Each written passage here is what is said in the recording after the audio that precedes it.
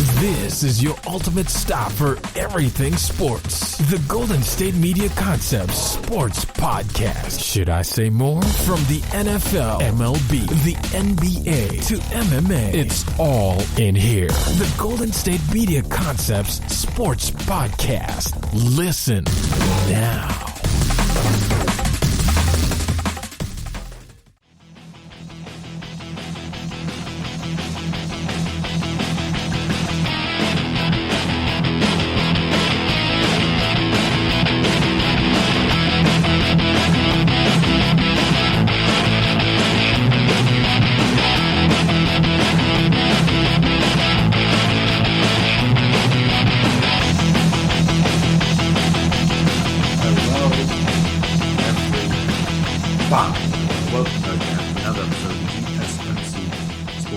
Presented by GSMC Podcast Network. My name is Chris Blades, and before I get started today, I'll make sure I take the time out to remind you, as always, if you haven't already, subscribe to the podcast. Make sure you never miss an episode.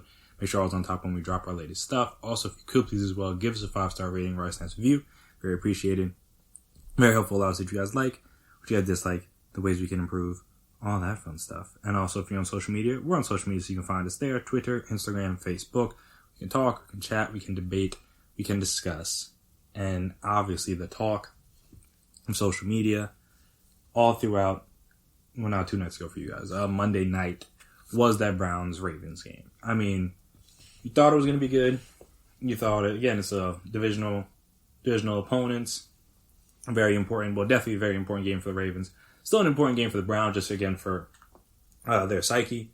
And again, just so that they don't lose too much ground on the Steelers. It's like I said, important game for both sides. And you just hoped it was going to live up to the hype, national TV, Monday Night Football, all that fun stuff. And boy, did it deliver on that. Obviously, the most exciting part of it was, I guess, well, like the whole second half was pretty interesting. But obviously the last 2 minutes, especially, just back and forth, even like just the whole fourth quarter, really. You throw in there. But yeah, like I said, the last 2 minutes was absurd, especially the way things happen and everything. So we'll get to that in a moment. But obviously, this game started out a little weird because the Ravens could not pass the ball like at all. I mean, even on the game, Lamar was only 11 of 17. Right, he did miss some time, which we'll talk about. But like in the first half, they couldn't really do much of anything through the air. A vast majority of their work was done on the ground, and a vast majority of that work was done by Lamar, who had 2 rushing touchdowns in this game. No, one was in the first half, one was in the... No, both of them... Okay, I was right. Both of them came in the first half. One in the first quarter, he had one in the second quarter. Like I said, it was basically the Lamar Jackson versus like Nick Chubb show. Obviously, like the Browns are moving the ball, spreading the ball around to a couple different guys, but Lamar had 2 touchdowns in the first half. Nick Chubb had 2 touchdowns in the first half. So again, back and forth. Gus Edwards also threw in another rushing touchdown. It was like a nice back and forth quarter. The second Lamar touchdown was like right before the half. So they took the lead into the locker room, 21 to 14, 10.5. A nice little 30-second drive they put together. 2 incomplete passes and then a deep pass to Mark Andrews, and then boom, Lamar Jackson runs into the end zone. Which again is kind of interesting because normally you would think like, hey, well, let's try to stop Lamar on the ground. Again, easier said than done. Like again, I would imagine every team comes into the week being like, hey, let's stop Lamar from running the ball. And then Lamar runs the ball and you're like, oh, okay, well, I mean, at least we tried, I guess, guys. So like I said, Lamar and the Ravens couldn't really do much of anything through the air, which is not anything new. That's basically the story of their season. But Lamar was able to do enough on the ground to help make up for that, especially in the first half. Then you get to the second half, and the Ravens come out, get another touchdown early to go up 28-14. The Browns come back, score a touchdown. Now they're up 28-20. The Ravens are. So I guess that's actually now the Browns are down. 28-20. Then the interception, well, after the Ravens had to punt, the interception happened. It was a bad one. Baker just stared. Highwood Higgins down. Tyus Bowser picked it off, ran it back. Got down to 1. J.K. Dobbins runs it in. And you're just like, at this point, you're like, oh, the Ravens might run away with this one. But the Browns, and this is probably, again, there's no more victories in a situation like this, but this is probably what you, if you're a Browns fan or you're a coach or a player even, this is what you wanted to see, is that they were down by 14 twice in this half, and they continued to fight. So like I said, the Ravens score a touchdown, Browns come back on a 12-play, 75-yard drive down the field, get a touchdown pass on 4th and 4. So again, this was, you could argue this was the game. If they don't get this, to help bring the score closer, then who knows what happens. Again, because even if the Ravens have to punt, like that, there's still time taken off the clock, and that means that's less time the Browns had to work with. So they score a touchdown, get the 2-point conversion on like a lucky bounce. It like went through Kareem Hunt's hands, right to, I think, with Donovan Peoples-Jones, who got in the back of the end zone off a deflection. The Ravens come back and have to punt because, hold on, so when did Lamar go into the, I think this is when, I think this was the first drive where Lamar was in the locker room. I could be wrong. But I think this was the first drive Lamar was in the locker room. The right after the Browns made 34 to 28. So Trace McSorley's in. Doesn't really do much on the first drive. They go 3 and out. The Browns get the ball back. Baker drives him down the field again. This time it was a touchdown. It was a touchdown run, and he like slid in the end zone. That was kind of funny. Because again, obviously the play was over. It didn't really matter. But yeah, so he had a 5-yard scramble on 3rd and goal. Then, so like I said, now at this point it's tied 35-34. So the Browns are up. Dog pound's going crazy. All of like the fans in the stands in Cleveland going crazy. Everybody on Twitter is going crazy. Like, oh, the Browns might actually be able to pull this one out.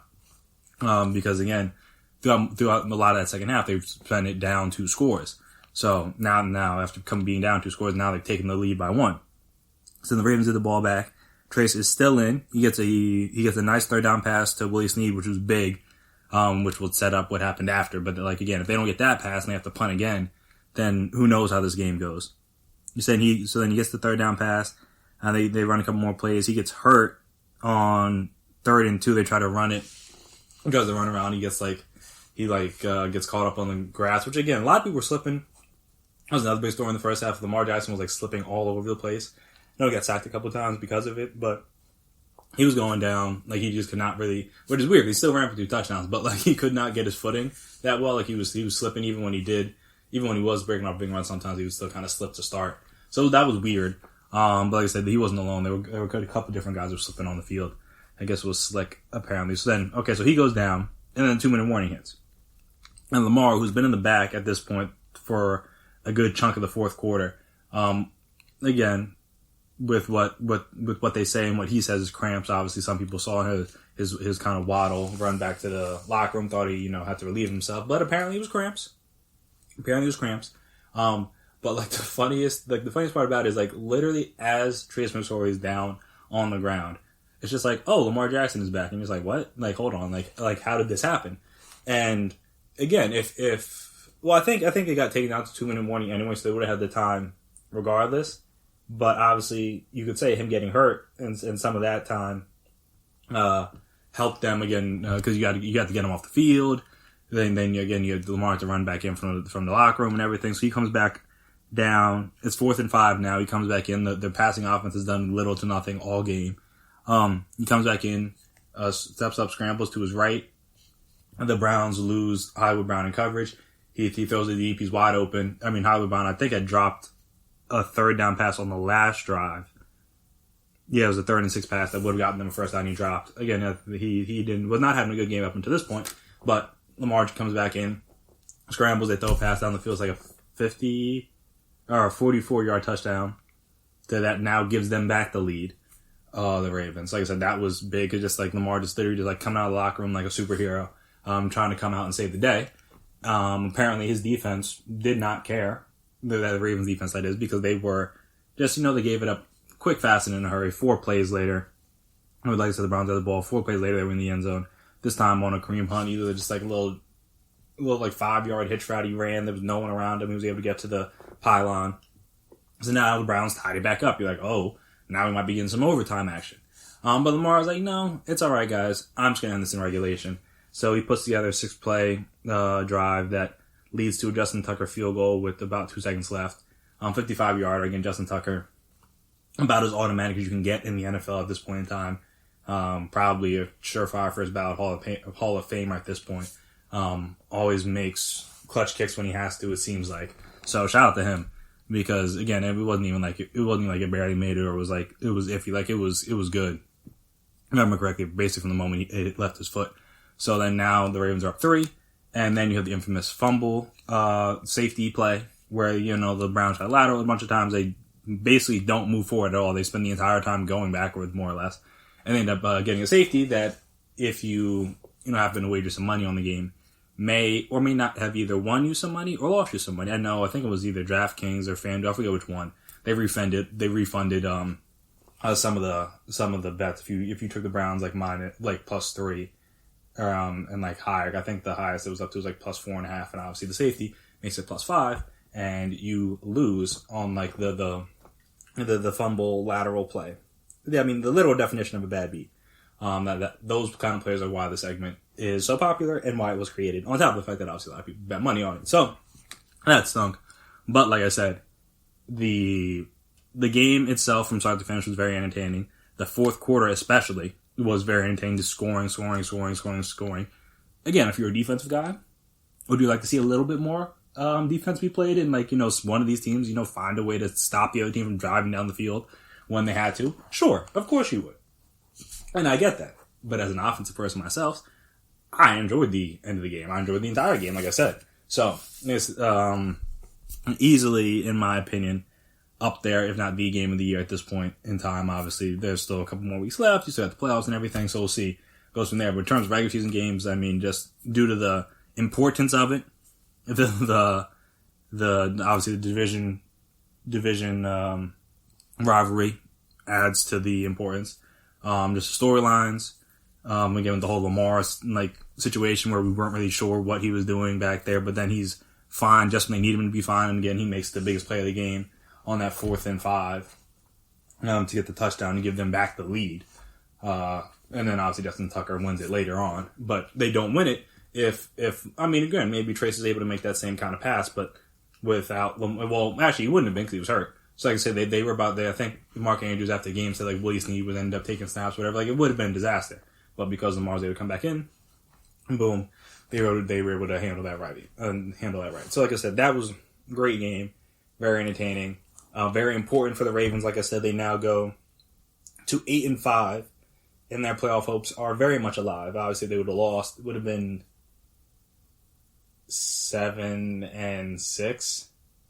Yeah, 7-6, and like I said, they basically would have all been they wouldn't have been eliminated, but it would have been very, very tough for them to find a way into the playoffs. Now they are the 1, 2, 3, 4, 5, 6, 7. They're the 8 right now, with them tied with Miami at 8-5, having the Jaguars, Giants, and Bengals to end the season. So all very much winnable games, you would think.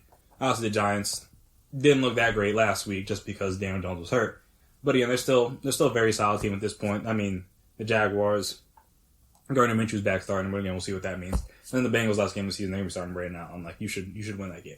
So like I said, that was important for them to get that win, because now they have a much better shot of getting back into the playoffs, which is obviously where they want to be, based on where they were at last year. And like I said, now you're competing with the Dolphins for that last spot.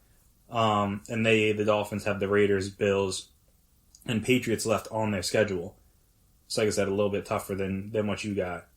On top of the fact that the team below you in the standings right now, the Raiders, they play the Dolphins. So like I said, that could be a very important game if the Dolphins were to lose that. They also play the Chargers on Thursday night coming up, and then they play the Broncos. So like I said, that Dolphins-Raiders game, Week 16, will be very important for those two teams, obviously, and also very important for the Ravens. Like I said, if they're able to win their next two, and then the Dolphins lose that game against the Raiders, or lose, I think they play the Patriots this weekend, so if they lose the Patriots or something, now they jump them, and now they're back in the 7th seed. And then they'd be playing, as of right now, I think it'd be the Steelers. And again, they almost beat the Steelers with Lamar in there the first time. And then the second time, they almost beat them with Robert Griffin III, and then Trace McSorley having to come in, while they were dealing with all the COVID stuff. So, like I said, it's not this, and the Steelers haven't been playing that well the last couple of weeks, obviously, because they've lost 2 in a row. So, like I said, it's not like you're that afraid of the Steelers. Again, you've lost to them twice, but I think going in, you'd be like, all right, we like our chances against the Steelers. I mean, granted, if the Ravens get in, they probably don't like their chances against everybody, but especially the Steelers, the way they've been playing recently. Like I said, for the Browns, it stinks, but you are still the 5 seed at this point in time. Again, you would have been a game clear of the 6 seed, who was the Colts at this point. So, like I said, that would have been all but locked in their playoff spot at this point. But again, you got some winnable games coming up. Play the Giants on Sunday night, play the Jets after that, and then they finish off the season against the Steelers, which, again, we'll see how important that is for both teams at that point in time. But again, next week, the next 2 weeks, 2 very winnable games. Both in New York, though, so that's interesting. Well, obviously not New York, New Jersey, but 2 very winnable games. Like I said, it stings, it hurts, because you want to beat somebody, quote unquote, good before you head into the playoffs. Obviously, they beat the Titans, and then they beat the Colts earlier in the year, if I remember correctly. Yeah, they beat the Colts early in the year. Like I said, outside that, they've gotten, well, and I guess Washington, depending on how you feel about them, but I think Dwayne Haskins was still starting at that time. That's not the same Washington team you're going to be facing now. But like I said, they got blown up by the Ravens before, got blown up by the Steelers before, lost to the Raiders at home, barely beat the Texans at home, barely beat the Jaguars, so, and then they got to face the Steelers again, so we'll see how that goes. Like I said, this would have been good for the confidence. Again, doesn't ruin anything, does not take them out of playoff contention or anything like that. This would have been good for the confidence to beat the Ravens, who's, again, Ravens, Steelers, those teams you're going to have to compete with, and eventually the Bengals too, once Joe Burrow is back, assuming he's back to who he was before he got hurt. That division is going to be tough. Like I said, up until you can beat those teams, the Steelers and the Ravens consistently, you're still going to be like second fiddle, third fiddle in the division, even like depending regardless of what your record is. So, like I said, it would have been a nice one for the Browns to get, but at the end of the day, it wasn't necessary. But like I said, this would have been nice for them to get. Ravens, on the other hand, like I said, they needed this one bad, and they got it. So now they put themselves in a good position to potentially slide back into the playoffs. And like I said, once you get in, anything happens. So shout out to the Ravens, shout out to the Browns. Both played very well, at least offensively. The defense obviously left a lot to be desired.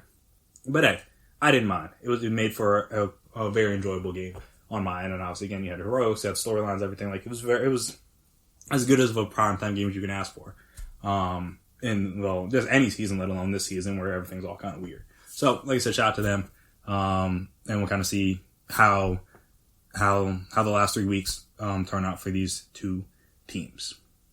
Speaking of how things are turning out, apparently, I would imagine everyone in Milwaukee should be throwing a party tonight because Giannis is staying. So talk about that, talking about him signing Supermax, kind of what that means. Well, not obviously what that means for him and the Bucks, but also what that means for some of the other free agents in the class next year, and also what that means for some of the teams that have budding superstars that you're going to try to keep, or just teams that maybe would have been free agent destinations for Giannis. So we'll discuss all that after the break. Stay right there.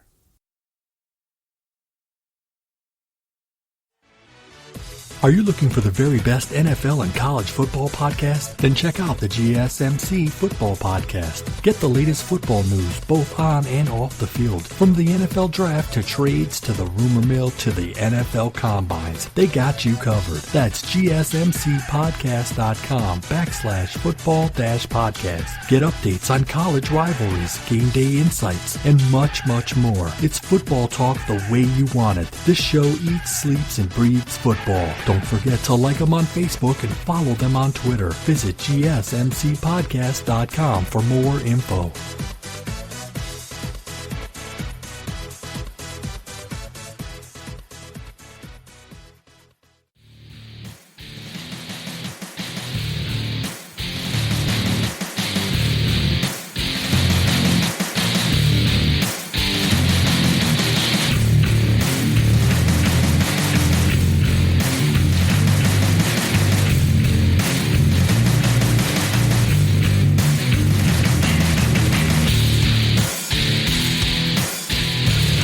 And we're back. We're doing the GSMC Sports Podcast presented by GSMC Podcast Network. So, Giannis Antetokounmpo has secured himself the bag.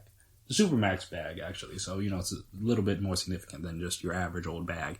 The reigning 2-time MVP has finally signed his multi-year extension with the Milwaukee Bucks, the team announced. According to his agent told Woj that The extension will be for the full 5-year, $228 million Supermax, including an opt-out after the 4th year. I know Giannis put up a post on I saw it on Twitter. That basically that read, "This is my home. This is my city. I'm blessed to be able to be a part of the Milwaukee Bucks for the next 5 years. Let's make these years count. The show goes on. Let's get it." With a heart and praying hands, and also some pictures, I would imagine, from Media Day this year, I would think. Don't know exactly, but again, that doesn't really matter. Had he passed on the offer, which is what some people thought he was going to do, he would have been an unrestricted free agent next summer and probably been the biggest name, or would have been the biggest name, to hit the open market since KD in 2016. So again, him re-signing is significant on multiple levels just because he was supposed to be the cream of the crop of the NBA free agency class of next year. And obviously now with him re-signing and then like AD's extension and like Paul George extending his contract and same with LeBron, like the free agents for that class have dwindled down quite a bit. So like I said, that hurts the market a little bit because now you're talking about the top free agents in that class currently being guys like Kawhi, which is, again, not a bad one. But because he has a player option, Chris Paul potentially, Blake Griffin potentially, Conley, Kyle Lowry, DeMar DeRozan, Drew Holiday potentially, like guys like Drummond and Gobert, Victor Oladipo, Dennis Schroeder. Like again, in the class, obviously takes a big hit with Giannis not being on that list of players. Like I said, like he was supposed to be the guy in 2021. That's who teams were saving cap space for. That's what they were trying to make sure they had space available for, was for him. And now, like I said, he's gone. So, like I said, hurts the class, but again, it's good for Milwaukee and good for him because obviously he got the money. And Giannis is coming off of a career year. He was the third player in NBA history to win the MVP and the Defensive Player of the Year in the same season, joining MJ and Hakeem Olajuwon. Average a career high in points, 29.5, and rebounds, 13.6, to go along with 5.6 assists per game and a 31.9 player efficiency rating, the highest in a season in NBA history per ESPN Stats and Information. So again, he come off a great year.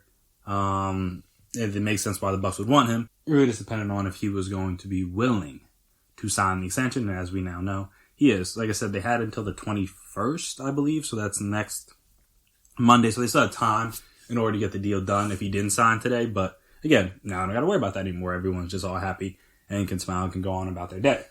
Now that he is tied to this organization, to this franchise for 5 more years at the minimum, that's where the tough part begins. Because again, everything that they had done up until this point was to try to convince him to stay. And clearly they did a good job because he's staying. Now what?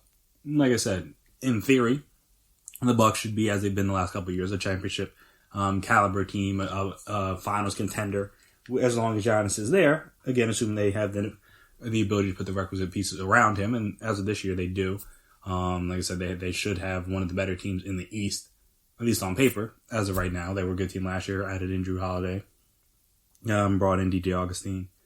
I think they brought in Brent Forbes. I don't know if that's not as big of a deal, but again, but then you lost George Hill, lost Eric Bledsoe. So like I said, there's some trade-off that they had there, but still, they should be one of the better teams in the East as long as Giannis is on the roster. Like that seems point blank. Now, like I said, how do they decide how are they able to get over that hump? Because as of this point, they haven't been to the finals yet. They've been to conference finals once in 2019, lost to the Raptors after being up 2-0, and then obviously, we know what happened this year in the bubble, where they went out in 5, if I remember correctly, to the Heat. So, like I said, the last 2 years haven't really ended as well for them as they would have hoped for, especially being the 1 seed in the East both years back-to-back, and Giannis winning the MVP both years back-to-back. But, like I said, the Bucks as an organization did what they needed to do to get to this point. Like I said, now the hard part really starts. It's like, all right, how do you convince, or not how do you convince him, like how do you now win a championship with him on the roster? And can you win a championship with him on the roster? And like I said, that'll be the important part going forward, because like I said, you have Giannis. Like that's the starting block. That's what you wanted. Like, boom, okay, we got our star player here. Now what? Like I said, you can't just be like, hey, we got you, we got him back. Like, now you just give up. No, you need to make sure every year you're putting a competitive team around him because you don't want to waste his prime.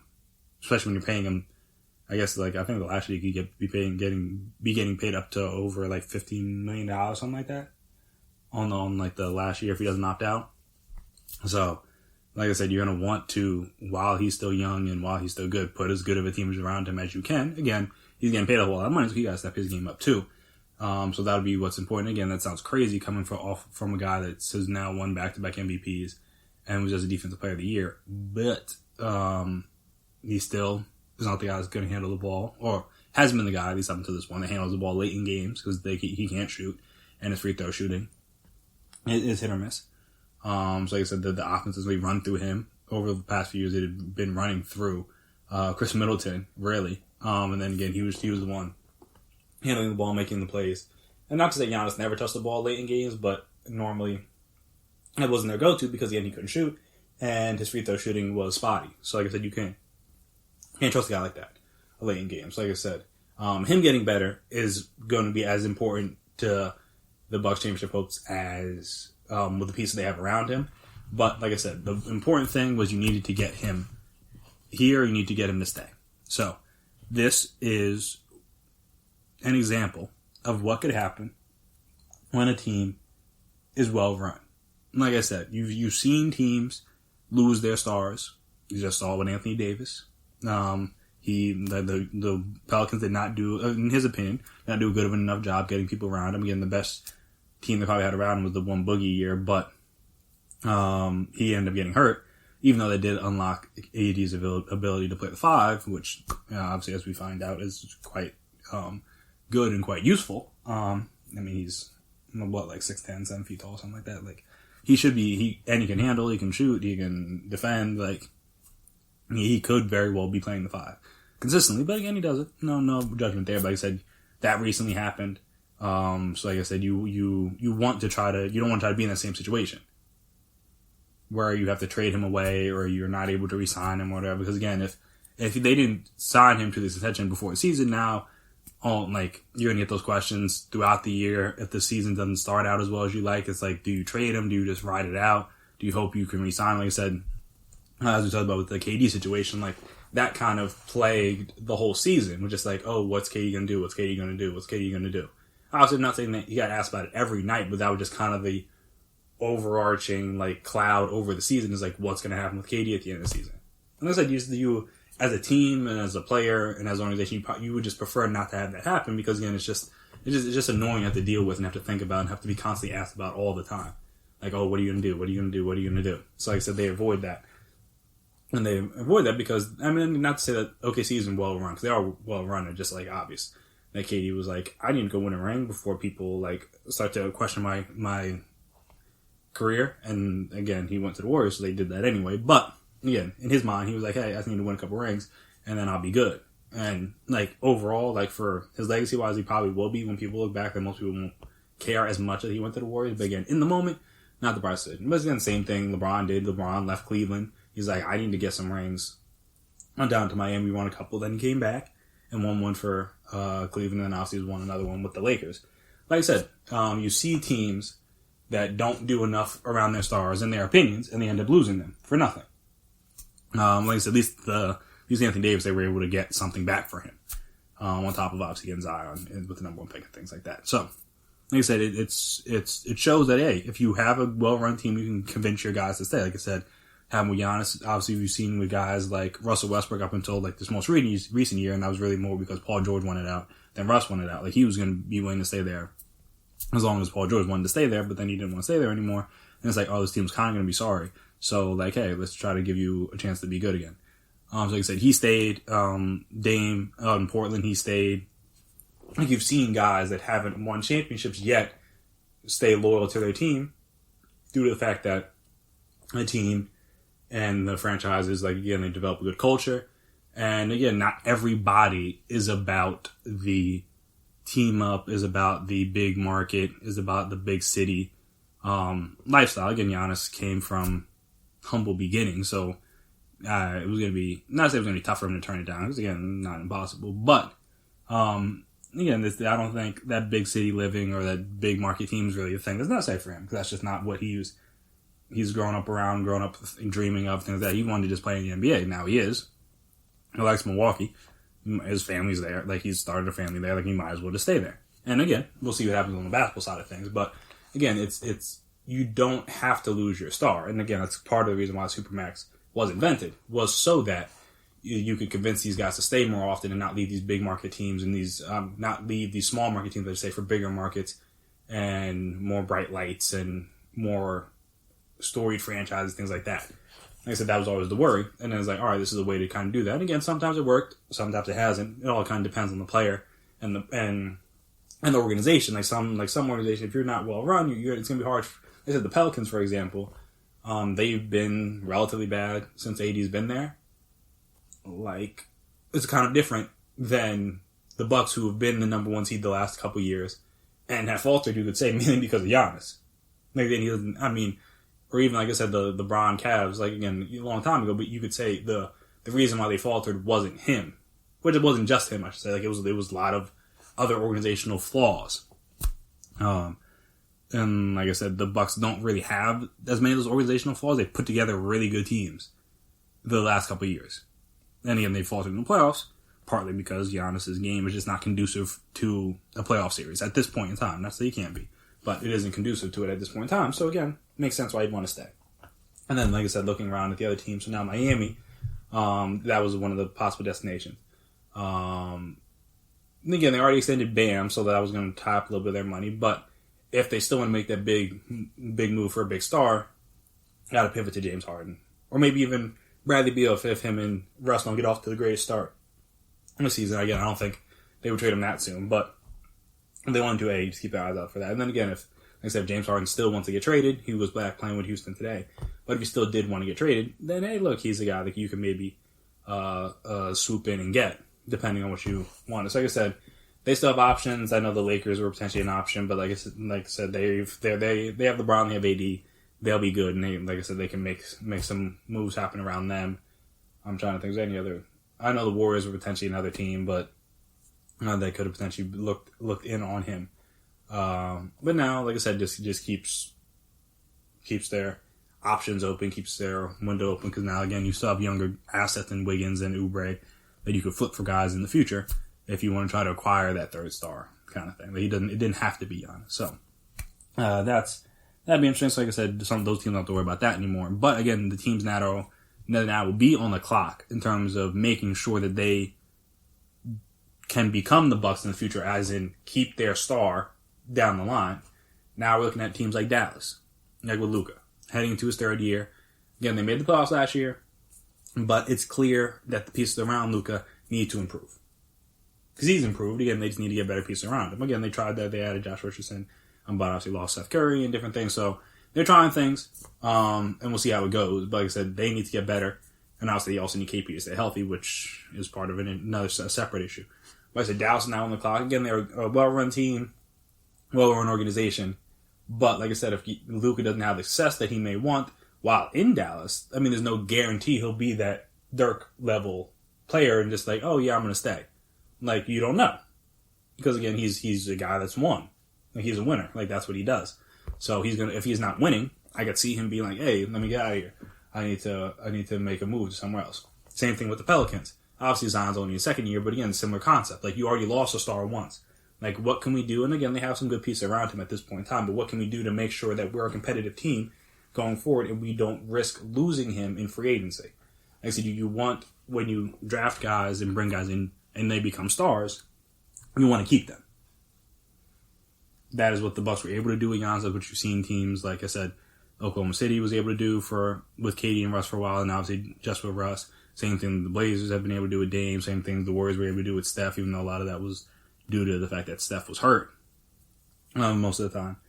Early in the year, so early in his career, so he was able to be on a cheaper deal, and that allowed them to do some other things financially that they may or may not have been able to do if he was getting paid like the rookie max extension at the time. So like I said, those kind of teams on the clock. The Hawks, similar team. Like I said, Trae Young's been good his first 2 years, and he's obviously going to sign his rookie level extension. But again, after that, it's like, all right, well, how do we make sure he wants to stay here for his career? Like, how do we make sure that we turn into the Bucks in terms of convince our guy enough over these next 5, 6, 7 years to be like, hey, look, I want to re-sign with this team. I don't want to get traded somewhere else. I don't want to hit free agency. I don't want to do none of that.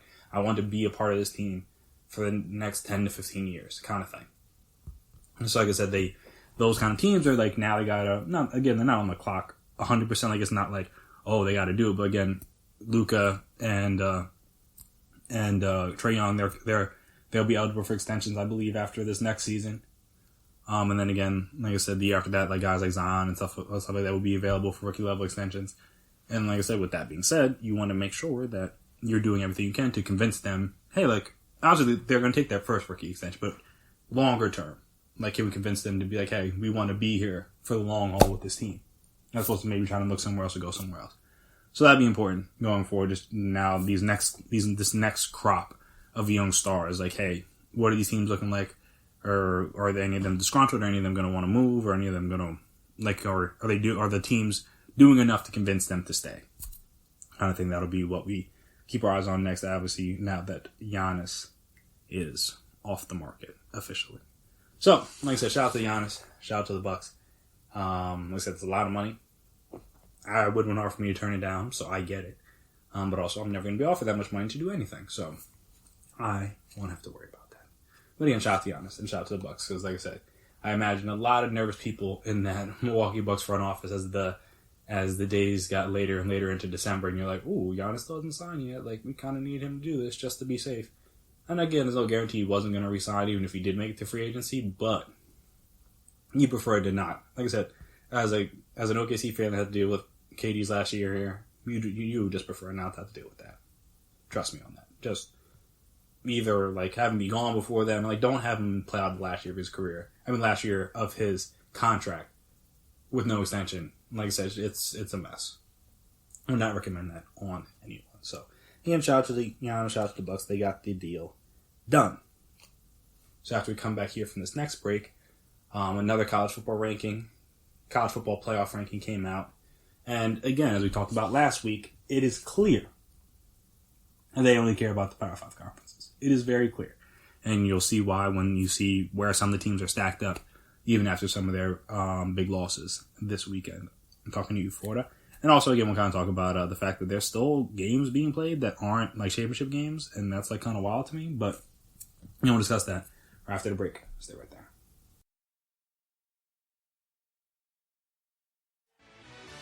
Check out the show that's built on the MMA. From the UFC to extreme cage fighting, they got the fights covered. Check out the GSMC MMA podcast. Get the latest news on past or upcoming fights. Join us as we talk to and about some of the biggest names in the MMA, past, present, and future. When it's the fight game, there's just one show to check out. GSMCpodcast.com/MMA-podcast. Don't forget to like them on Facebook and follow them on Twitter. Visit GSMCpodcast.com for more info.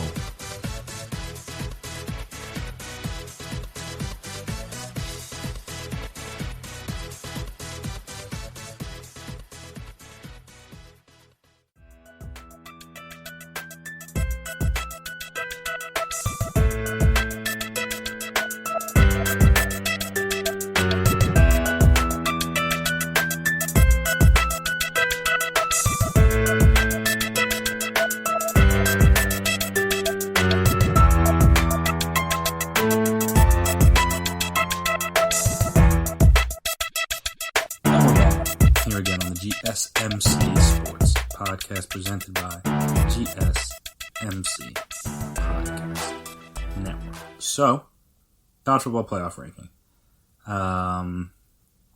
Obviously, as was to be expected, not much movement at the top.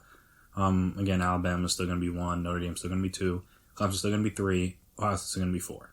Now, that will obviously change this weekend because Notre Dame and Clemson have to play each other. And one of those teams is obviously going to lose. And then we'll see kind of how things will be adjusted from there and kind of what happened. But obviously that Final Four will not be the same. Even though it's been the same ever since the ranking came out, it will not be the same after this weekend. So we'll kind of see how that plays out. 5 was still Texas A&M. So, I mean, again, they didn't. Did they play this last weekend? I think they did. Yeah. No, they didn't. They played 2 weekends ago. They played Auburn. They didn't play last weekend. The game against Ole Miss got postponed. So like I said, they stayed at 5. But the interesting thing happened here. So, Iowa State moved up to 6. Now, did they beat West Virginia last week? I mean, well, they didn't even play last week. So, somehow in their off week, they moved up. Granted, Florida did lose. But they moved up one. All right, fine, whatever. Setting them to potentially sneak into the Final Four if they were to win against Oklahoma this upcoming weekend, which, again, they did beat them once already, but that was early in the season. Oklahoma has obviously been playing much better since then, so this will be a very real test for them to see if they can find a way to pull this game out. But the 7 is where, like I said, things really get weird, and it makes very little sense. So Florida, who just this last weekend lost to LSU. And it's not like they lost to like Joe Burrow and like Justin Jefferson and Jamar Chase and Derek Stingley and Grant Delpit and like Patrick Queen and Caleb Von Chason. Like, that's not the team they lost to. They lost to the team that had Terrence Marshall opt out, had Jamar Chase opt out, had all those guys, basically a lot of the guys that I mentioned, Clyde Edwards-Helaire too, go to the pros, had Derek Stingley not play, had I think they were without like a linebacker. Their quarterback play was starting with a true freshman. So, like I said, this was a team that was dealing with injuries and opt-outs and hadn't been playing that well. They lost at home to this LSU team. Again, was it a close game? Yes, but still, like that doesn't make it any better. Obviously, it's better that they didn't get blown out. But again, this LSU team had been playing poorly all year. Like, this is not a good LSU team that they lost to. And again, they could have easily had won if Marco Wilson does not chuck a shoe literally 20 yards. Like, if he just like tosses it to the side or throws it like 5 or like tosses it to the sideline, something. Like, I don't know if he gets 15. But again, when you chuck a shoe 20 yards down the field for no apparent reason at all, it's a legitimate case that you will get and you will deserve the 15-yard penalty that comes with it. So, I said that happened.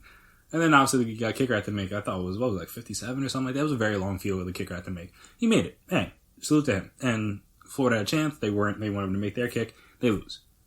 Yet and still, how does that loss not matter at all? Great. And mind you, it's their second loss in the season. Like, they've already lost to Texas A&M. So it's not like this is their first loss. Like, oh, they've been playing so well up until this point. They had one slip up and boom. All right. If that happened again, it still would have been odd, but I got it.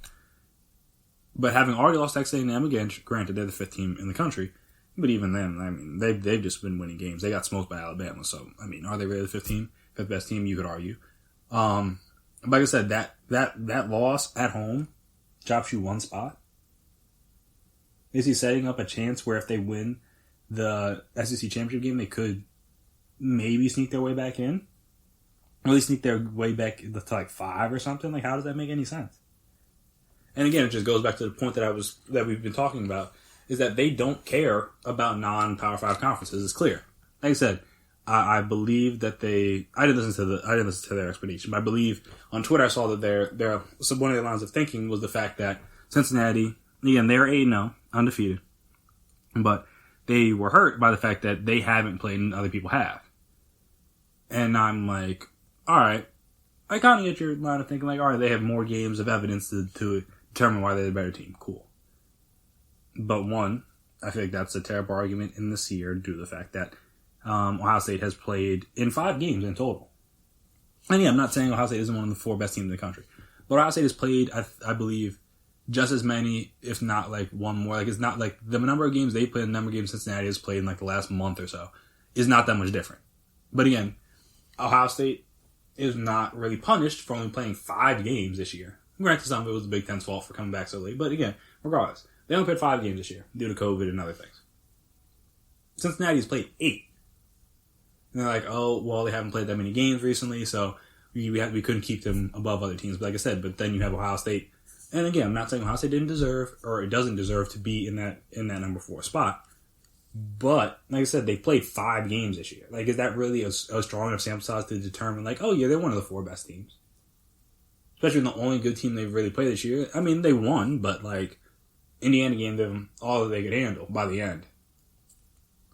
And it's clear like that defense is not as good as it had been in years past, things like that. So, like I said, this isn't like a truly dominant Ohio State team. It's a very good Ohio State team, but I mean every Ohio State team is good, but it's not like a truly dominant, in my opinion at least. And like I said, they haven't. I mean, maybe they could showcase that against Northwestern this weekend, but again, they haven't been really penalized for only playing 5 games. Against Cincinnati is hurt because they didn't play. Like they're surpassed by Georgia, who has 2 losses on the season. Like I said, they have multiple teams with 2 losses ahead of them. Like I said, Cincinnati's done nothing but win. So again, it's hard. It's hard. And again, obviously Georgia got the win over Missouri, who's barely a top 25 team. I mean, they're 5-4 on the year. Like they're not like that great. And then the 2 good teams Georgia's played this year, they played Florida, lost by double digits, and then who else they lose to? Why can't I find it? They played Alabama, lost by double digits. So again, the only good teams they played this year, they got beat pretty easily. So, well, again, obviously they played Auburn early in the year, but Auburn's not that good. So again, the 2 truly good teams they played this year, they lost by double digits, and yet they moved up a spot because Cincinnati didn't play. Like again, it goes to show that like the non-Power 5 conference schools, and really the non-Power 5, the non-Pac-12 Power 5 conference schools, let me say that, because USC, who has played 5 games just like Ohio State has, is 5-0 just like Ohio State is 13, and Ohio State's 4. And again, I'm not saying USC should be higher than 13, because again, they've had to win 3 of these games at the buzzer, basically. So it's not like they've been a dominant team either, but it's clear when they pick and choose how they determine who gets the benefit of the doubt when it comes to certain rankings and standings and things like that. Like even like Coastal Carolina, who beat the team and will potentially beat the team twice because they play Louisiana again in the Sun Belt Championship game this Saturday. They potentially will have beat the team twice that beat Iowa State early in the season. Well, first game of the year, obviously, blah, blah, blah. But again, that's not a game Ohio State was expected to... Iowa State, I should say. Not Ohio State. Iowa State was expected to lose. They still lost it, though. So like I said, they could potentially beat this team twice. And they're, 12 right now? And Iowa State at 8-2 is 6 because they beat Oklahoma in the year and they beat Texas. But again, Oklahoma was not that good early in the year, and Texas is not that good this year. Like that, you get stripes for beating Texas this year. I mean, that seems kind of debatable. At least to me personally. But hey, what do I know? So like I said, they get a plus for that, but Coastal Carolina doesn't get that much of a plus for beating BYU and beating Louisiana, who again beat Iowa State already this year. They're at 12, Iowa State's at 6. That seems kind of odd. And like I said, Cincinnati, who's beaten everyone on their schedule so far this year, is 9 now, behind multiple 2-loss teams, and then 2-loss team in Georgia, who the only 2 good teams they played this year, they've lost by double digits. Not again. Florida has at least lost close twice. They lost close to Texas A&M on the road, and then they lost close to LSU, but again, the LSU loss is bad. But again, they lost 2 close games. Even if you want to say that, fine. It's not the case for Georgia. So again, it's just another situation where if you're a Pac-12 team, you basically have to beat Oregon and be ranked highly coming to the season. Because USC wasn't ranked that highly coming to the year, so like I said, they had too much ground to make up. I think they started the year at 20. That's just way too much ground to make up while only playing 5 games. Like, that was never going to happen for them. You wanted to see, like, hey, maybe if they, had, like, a nice little performances and stuff like that, like, they could maybe sneak in, but no.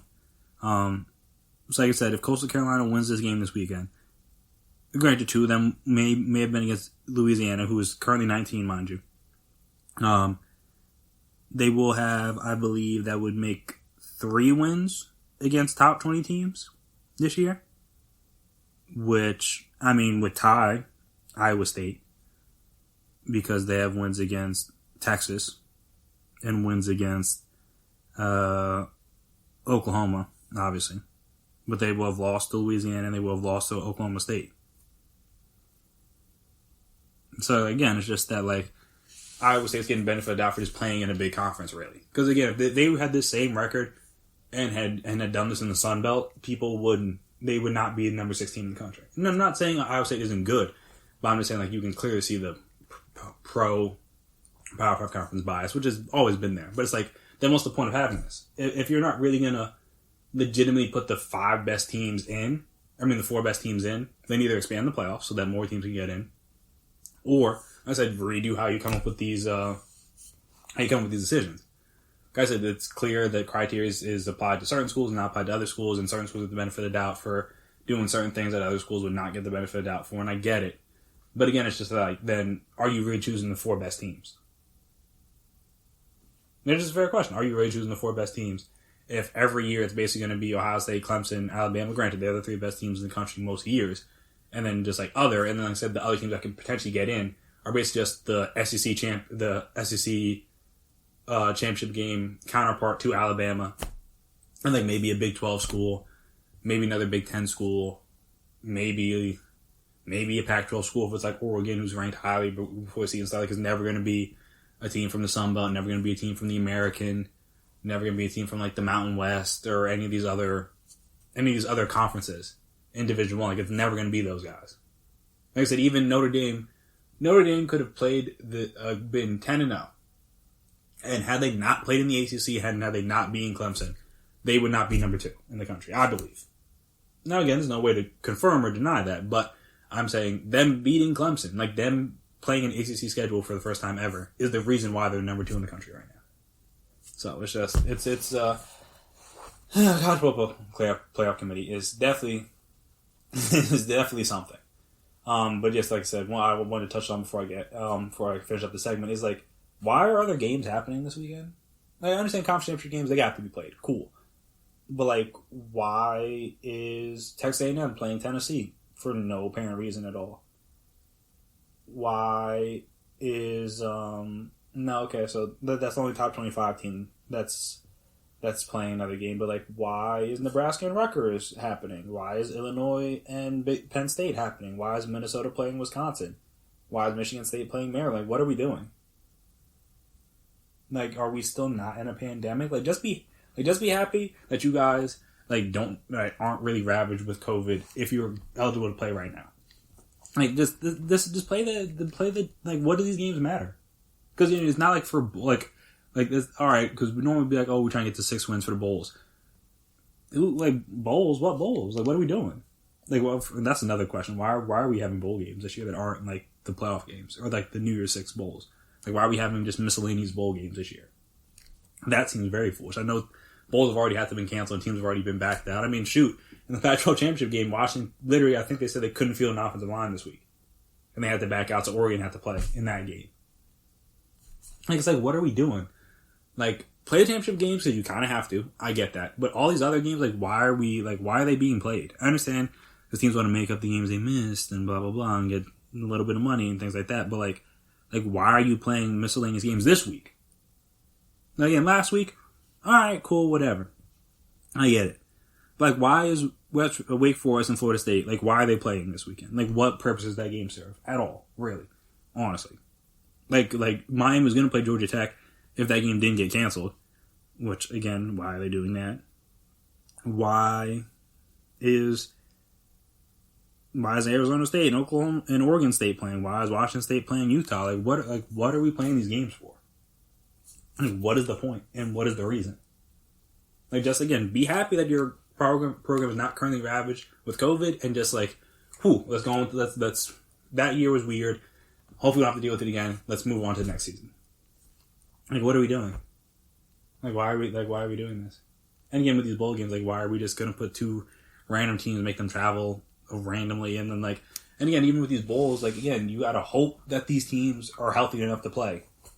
Like, are you really gonna play a bowl game if players can break? Like, when you've seen games this year be played where teams only playing like 50, 60 scholarship players, like, are you really gonna do that in a bowl game? Like, for what? Like, for what? Like, this isn't like, it's not like that big of a deal. I understand like money and stuff, but like, that's really it.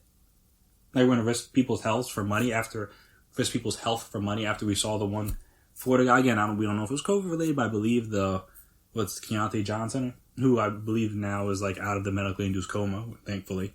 But I believe he had COVID earlier in the year, or at least if some players on the Florida team had COVID earlier in the year. And this isn't like we're still just playing miscellaneous games. Like, really? That's what we're gonna do? We're just gonna play with children's health or kids' health like this? We're already doing that obviously because the season's happening. But yeah, like now it's like, all right, like we're good. Like we've made it through the season, sort of. Like just be happy. Like why are we playing these extra miscellaneous games? It just doesn't make any sense. They just play the conference championship games and then boom, cool. Wipe your hands clean with the season. Hopefully with the vaccine and everything will be back to regularly scheduled programming and next September. I said, what are we doing? I don't know. It was wild to me. Clearly, again, these games are going to go on. I can't stop them. You can't stop them. No one can really stop them but the NCAA. But the fact that extra non-conference championship games are happening this weekend, and also like their teams are preparing to play in bowl games and things like that. Like what are we doing? Like why? That's all. Like just why? I just want to know why.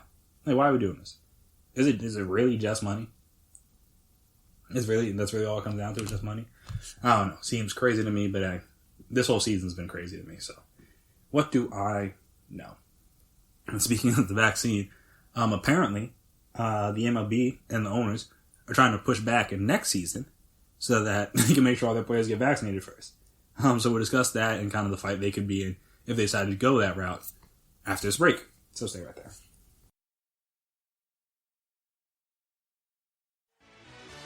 Are you looking for help for your fantasy football team? Check out the GSMC Fantasy Football Podcast. Get today's best advice on who to start, who to sit, even who you should draft. From sleeper picks to red-hot lineups, they got it all covered for you. That's gsmcpodcast.com/fantasy-football-podcast. We'll cover traditional leagues, dynasty, PPR, even IDP leagues. When you need fantasy help, there's just one show to hit up. Don't forget to like them on Facebook and follow them on Twitter. Visit gsmcpodcast.com for more info.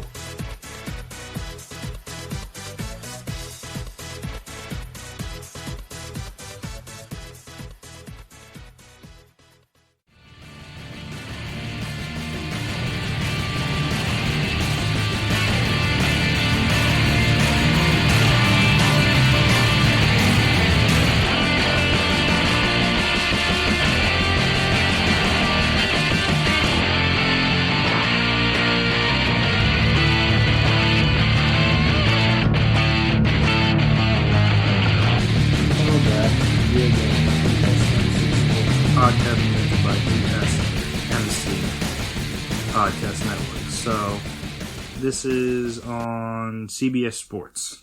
And again, it's USA Today, Bleacher Report. There's a couple other places you could read about this. But apparently MLB owners want to delay the start of 2021 season per report. MLBPA wants players... Well, it says their players are planning to start on time.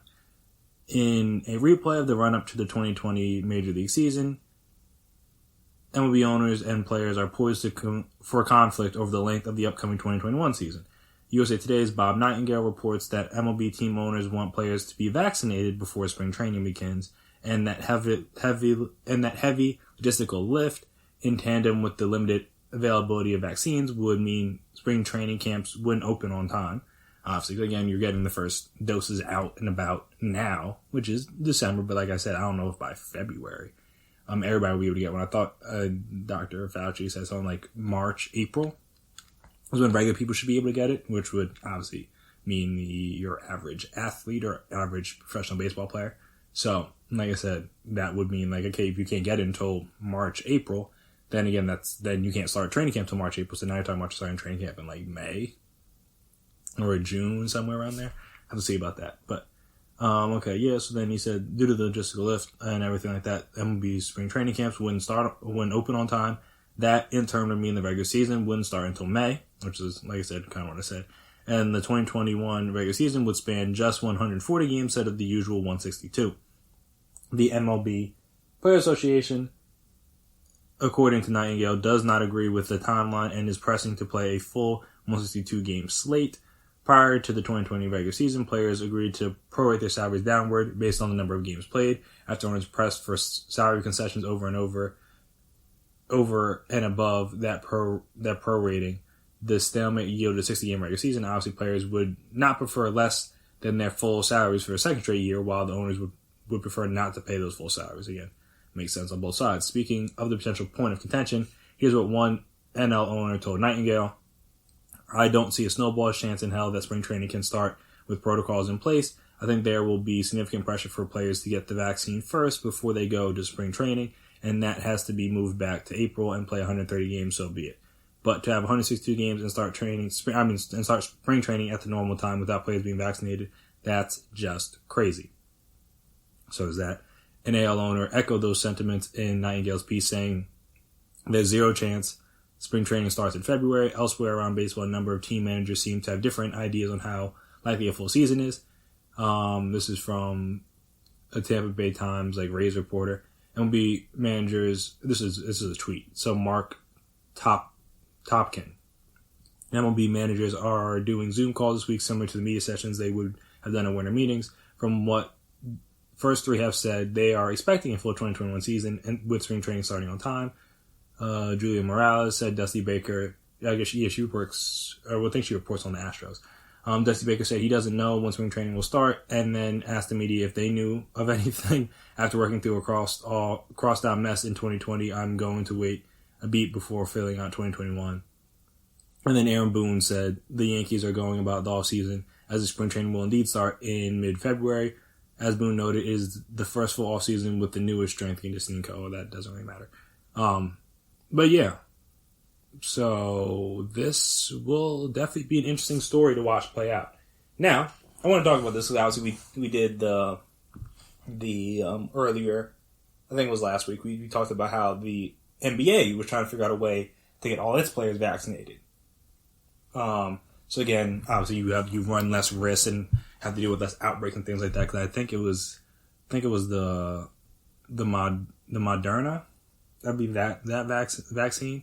I think that's the I'm not going to go into the details of the sciencey stuff, but again, you can read up on it if you want. But I believe on top of if you do catch it, it makes it not that severe. I think that one was also good against just infection itself. So it helps prevent you from even getting it, let alone when you do get it, it's not that bad. But like I said, it helps you prevent from even getting it.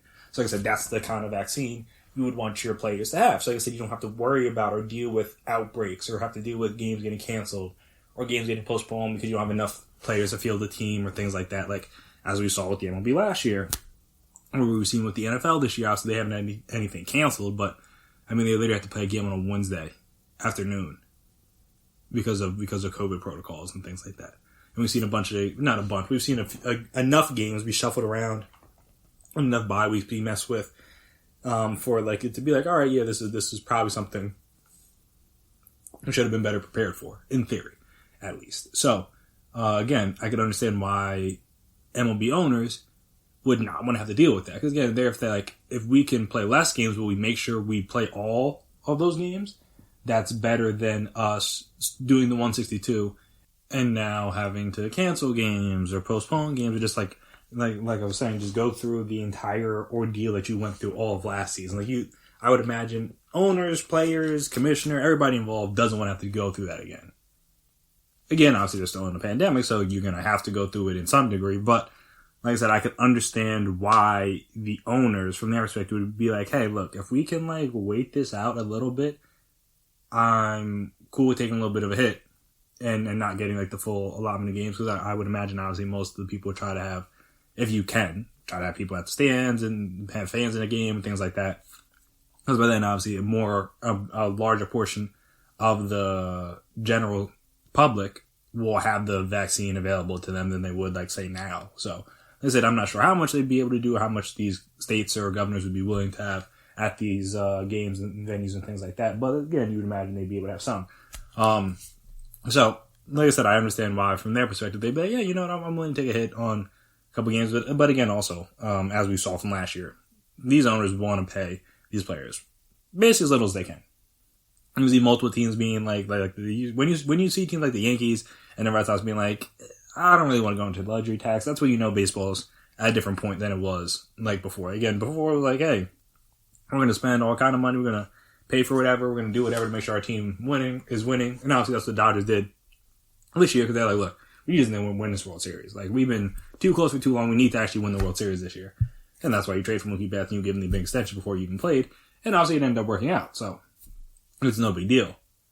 But like I said, you see a lot more teams, and obviously we saw with the negotiations back and forth when they were trying to come back for last season, they just their unwillingness to pay them basically as much as they were trying to take, or they were trying to keep every dollar that they could.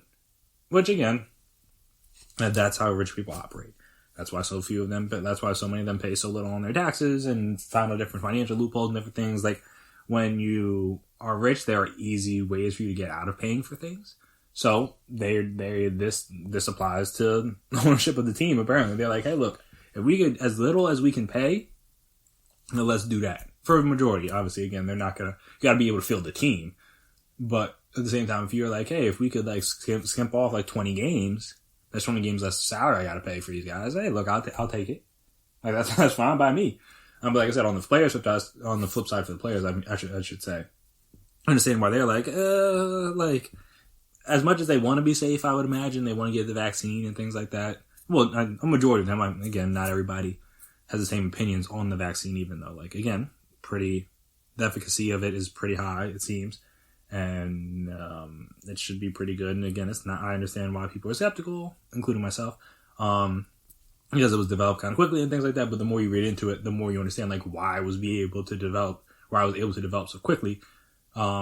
In part because just like they were already kind of building off of something so that they didn't have to start from scratch necessarily. And also, for one of the vaccines, like the mRNA one, you're not really getting infected with the virus. It's kind of like the doctor kind of tweeted out and kind of explained it. It's basically like you're being sent an email or of like a slideshow of how to defeat it. Like that's what the vaccine is. They're not necessarily injecting you with it. So again, it's a different type of vaccine, I believe. I don't really know, but apparently it's very effective. So hey, there is that. But again, I understand people's skepticism of it, which again, that's why I'm like, I don't really know how it would work. Because again, this plan also assumes that all the players will want to get vaccinated, and I don't even know if all players believe in that. So like I said, you're gonna. That was kind of the NBA's dilemma. Like, do you mandate it? Do you force them to get it? Do you give them a choice? Do you give them an option? Like, what do you do? So like I said, the MLB would run into that similar type of situation where it's like, would the players want to take the vaccine? And then if they don't 100% do it, do they want to force them to do it? Do they want to make them do it? Again, it's just like a very interesting scenario they would be putting themselves in if they have, like I said, if they force the players to take the vaccine kind of thing. It'd be kind of a mess. But like I said, back to what I was saying about the money and things like that. After last season, where the MLB players basically played like a little more than like a third of their season, more or less, at like a prorated rate, or at a prorated salary. I can completely understand why they'd be like, no, we're gonna play the whole 162 this year. Like, we're not dealing with this again. Like, we're not dealing with having to take pay cuts and like prorate our salaries and do different things just because. And again, the vaccine, understandably so, people want to be safe. I get that. But like I said, like, we can do this relatively safely. Like, I mean, they played the whole season last year when it was, well, I mean, it's not as bad as it is now, but like you said, when the pandemic was going on. So it's not like it's not like it's a new thing for them. They've already been through this. They've already went through this. So okay, we know what to do, what not to do, what kind of protocol we need, things like that. So I can understand why the players, they're like, hey, look, we could figure this out with the 162. Like, I personally do not want to take any more of a pay cut this year. Again, after I already took a pretty big pay cut last year. Like, I completely understand that for the players' standpoint. So I could see why a lot of the managers are like, we're preparing, like, we want for spring training in February. And like I said, from the owner's side, I understand, one, because you want to make sure everybody's safe, you don't have to deal with all the COVID issues they had last year, which again, I imagine the players and managers don't want to deal with either. But they also want that money. Just like, again, the owners want the money, which is why they want to save their money, which is why they may not want to pay, and like that's why they may not want to play all 162. Because if you play all 162, you got to pay for all 162. If you only play 140, then you got to pay for 140. This will be an interesting conflict or back and forth, especially based off of what happened last year, and then also kind of stemming on the fact that I believe the CBA is up after the season, and then they're already probably going to go into a strike, and everything's going to be a big mess back and forth, I would imagine. Again, I'm welcome to surprises. But like I said, that's kind of how I imagine this going. So like I said, based on the negotiations and the way things went earlier this year, I guess I should say, when they were trying to prepare for this season, I don't expect this one to go any smoother. I think there's going to be some back and forth. There's going to be some conflict. And again, obviously, one of the sides is going to have to cave eventually. I don't know which side it will be. Probably not the owners. Because again, if they don't play, they don't have to pay anybody. So they're willing to take this as long as they can take it. But yeah, just like I said, I understand why they want to make sure everybody's vaccinated and safe and healthy. And like I said, you don't have any of those issues. But also, it's partly because they just don't want to have to pay them for a whole 162. And like I said, even for the players, like I said, that believe in the science, that believe in the vaccine, or like would be willing to get it if they could and when they could. Because that's also the biggest thing. Like, would they be able to get it or get enough doses? Or would there be enough doses available for sports leagues come like March? Like March, April, how many? Like whenever they would need to take it to be ready for spring training in April. And then the season will start by May. Would there be enough? Like I said, you would think so, but again, you don't know how it's going to look. Because like I said, you don't want them getting it before like the healthcare workers or the nursing home workers or like again the people that are in high risk groups, things like that. You don't want to get it. You don't want them getting it before them. Like these players, like again, not to say none of these players are high risk or anything like that, but like you want these guys to get it first. In theory, like that seems like the plan. Get out to them first, and then once everybody else can get it, like hey, make it available. But like I said, with the way that the NBA was talking and the way that this MLB is talking, like it seems like they're trying to get it earlier, which probably isn't the best look. But hey, I don't really think these big leagues really care. They're trying to make sure they can put on a season. So we'll see what happens there. But yeah, I just thought that was kind of interesting that a lot of leagues now, the only league that really doesn't have to worry about this is NHL. I guess we'll see what happens there. But NFL, because obviously they went through the season, how they're going to go through it. And then, like I said, by the time they're starting back up in September, or I guess mini camps. We'll see if they make people do it for mini camps in May, or like training camp or things like that. No, or OTAs, I just say in May. Mini camp's not till June, but like I said, OTAs and stuff like that, they make them get the vaccine before then. But even then, that's May. Like I said, that's when it should be more readily available to the general public, as opposed to like now, where it's like very select people can even get it at this point in time. And again, it's going to slowly but surely become more and more. But like I said, it's definitely not that readily available at this point in time. So again, we will kind of see how that happens. But I thought that was interesting to talk about. So before we get out of here, I wanted to finish up by discussing some of the playoff teams that are currently in the playoffs. Like I said, there's no definitive playoff team right now, but some of the teams that are currently in the playoffs at this moment in time, and some of the deficiencies and things they need to be mindful of or try to tweak or fix heading to the postseason. Like I said, not going to go through everybody because we don't know who's going to be in the playoffs. Like I said, some of the top teams or some of the division leaders and things like that. We'll talk about them. So we'll start with the AFC first, because obviously the AFC game is the one that was played Monday, so it's more fresh. So we'll discuss that right after the break. Stay right there.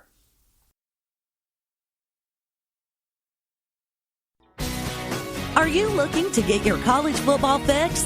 Looking to get the latest news on your favorite school's team? The GSMC College Football Podcast is your ticket to all things college football. Join us as we talk college football from the national championship, the college rivalries, the bowl game, to the Heisman Trophy. To which conference is the best? We've got you covered for the Big Ten, SEC, Big 12, the Pac-12, ACC, and everything in between. Download the GSMC College Football Podcast on iTunes, Stitcher, SoundCloud, Google Play, or anywhere you find podcasts. Just type GSMC in the search bar.